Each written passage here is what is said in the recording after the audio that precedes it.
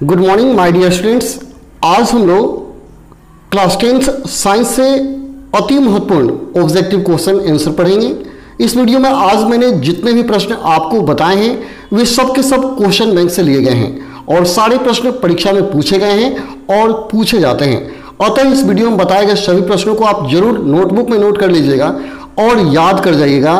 और आप देखिएगा इस वीडियो में जो भी प्रश्न हैं आने वाले परीक्षा में निश्चित रूप से कुछ न कुछ प्रश्न टच जरूर करेंगे क्योंकि सारे प्रश्न क्वेश्चन बैंक से लिए गए हैं। तो चलिए बिना समय गंवाए क्लास 10th साइंस से अति महत्वपूर्ण ऑब्जेक्टिव प्रश्न को हम लोग देख लेते हैं। लेकिन इसके पहले यदि आप इस चैनल पर नए हैं तो चैनल को जरूर सब्सक्राइब कर लीजिएगा क्योंकि यहां से आपके परीक्षा की तैयारी बहुत ही बढ़िया करा दी जाएगी। तो चलिए बिना समय गंवाए आज का यह क्लास शुरू करते हैं।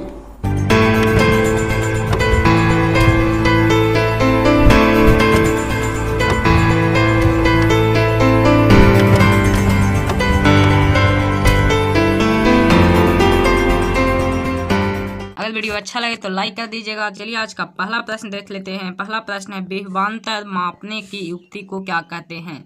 विभवांतर जिस युक्ति से मापा जाता है, इसका कहने का मतलब है विभवांतर का एसआई मात्रक क्या होता है, तो आंसर हो जाएगा वोल्टमीटर। क्योंकि विभवांतर और विभव का दोनों का ही जो एसआई मात्रक होता है वो वोल्टमीटर होता है। तो विभवांतर के स्थान पर विभव भी पूछे तो उसका भी एसआई मात्रक क्या होगा, वोल्टमीटर होगा।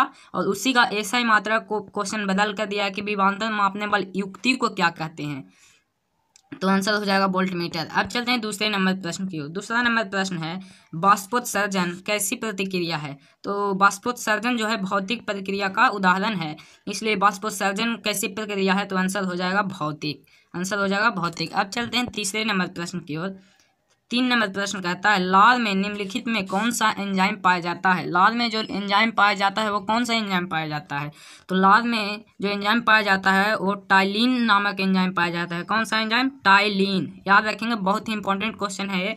लाल में जो एंजाइम पाया जाता है जिसका नाम है टाइलिन एंजाइम, टाइलिन एंजाइम। तो इसका आंसर हो जाएगा टाइलिन एंजाइम। लाल में पाए जाने वाले एंजाइम का जो नाम है वो है टाइलिन एंजाइम। अब चलते हैं 4 नंबर प्रश्न की ओर। 4 नंबर प्रश्न कहता है अग्नाशयिक रस में कौन सा एंजाइम पाया जाता है। अग्नाशय में जो अग्नाशय ग्रंथि होती है, अग्नाशय में कौन सा एंजाइम पाया जाता है, तो इसमें 2 तरह के एंजाइम पाए जाते हैं। पहला हो गया एमाइलेज, पहला एमाइलेज और दूसरा हो गया माल्टोज। पहला एमाइलेज और दूसरा माल्टोज किस में पाया जाता है, तो अग्नाशय में, अग्नाशयिक रस में। तो पूछेगा अग्नाशयिक रस में कौन सा एंजाइम पाया जाता है, तो ए से एमाइलेज और मा से माल्टोज, एमाइलेज और माल्टोज। अब चलते हैं 5 नंबर प्रश्न की ओर। 5 नंबर प्रश्न कहता है सांस लेने और छोड़ने की प्रक्रिया को कहते हैं। सांस लेने और छोड़ने को क्या कहते हैं, तो श्वासोच्छ्वास, श्वासोच्छ्वास।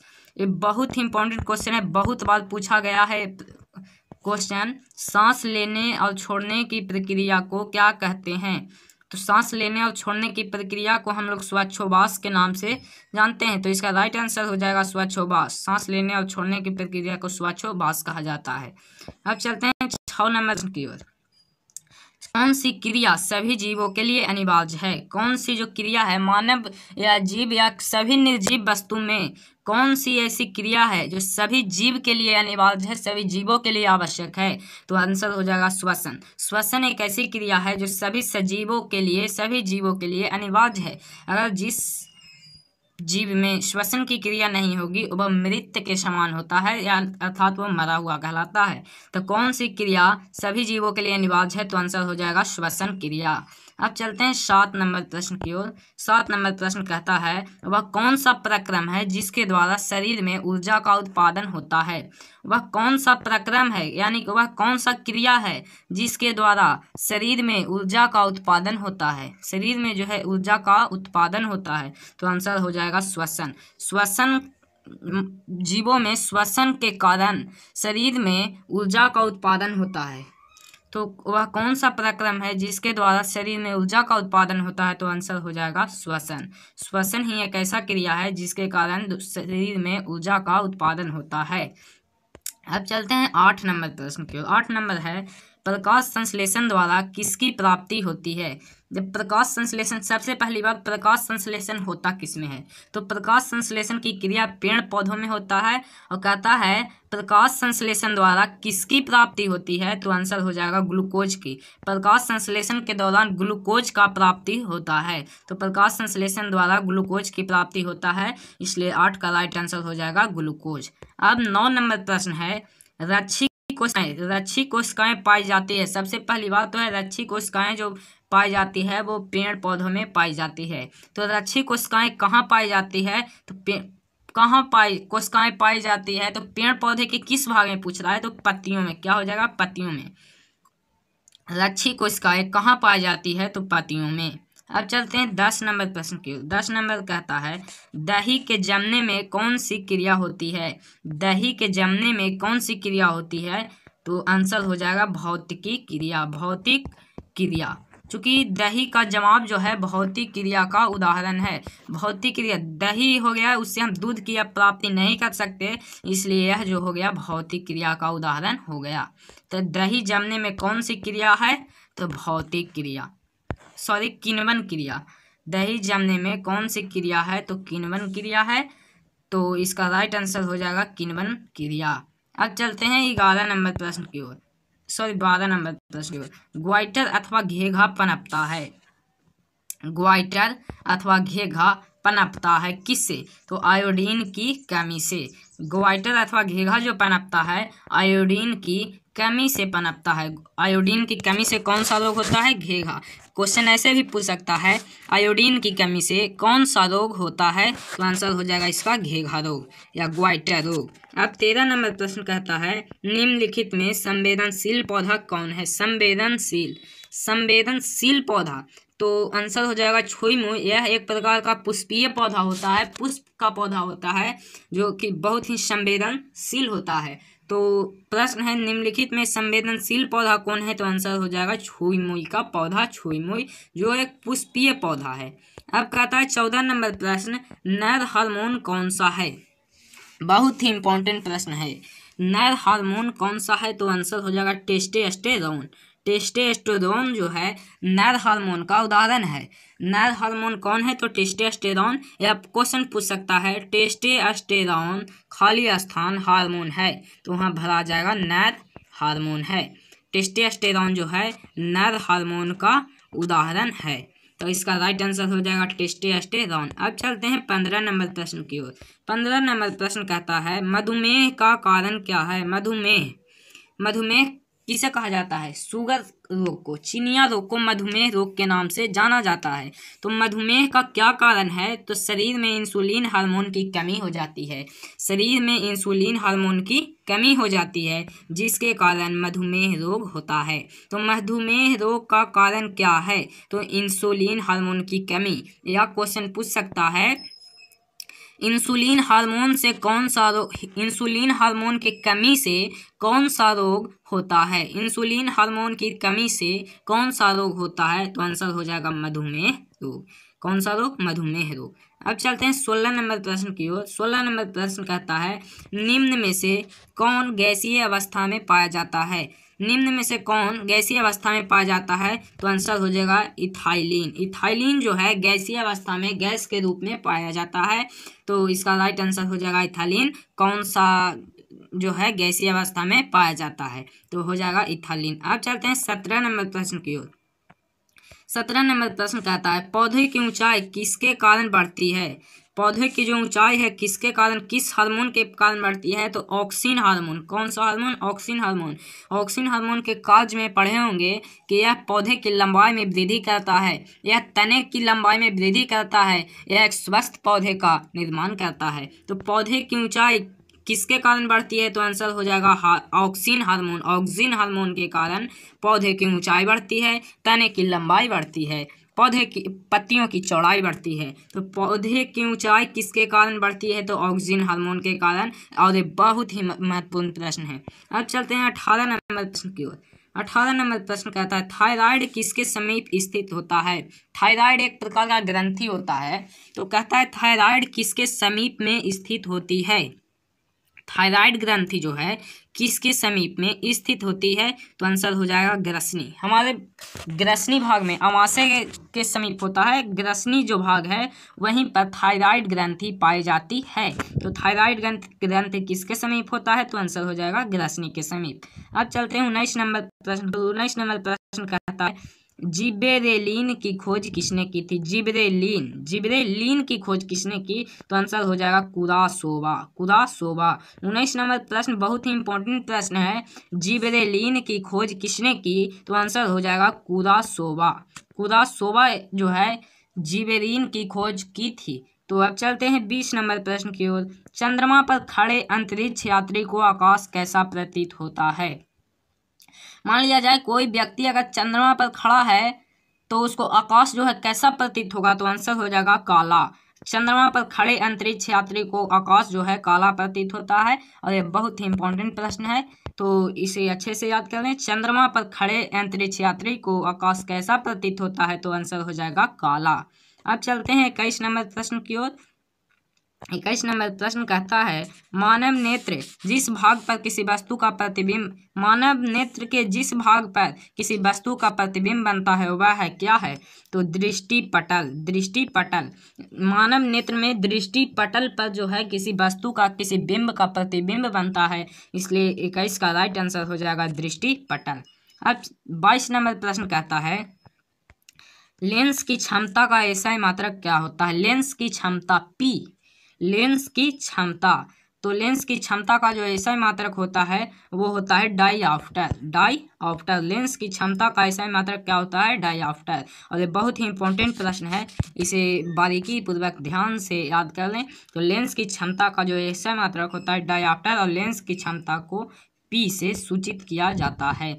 P बराबर होता है 100/F या P बराबर मीटर में होता है 1/F।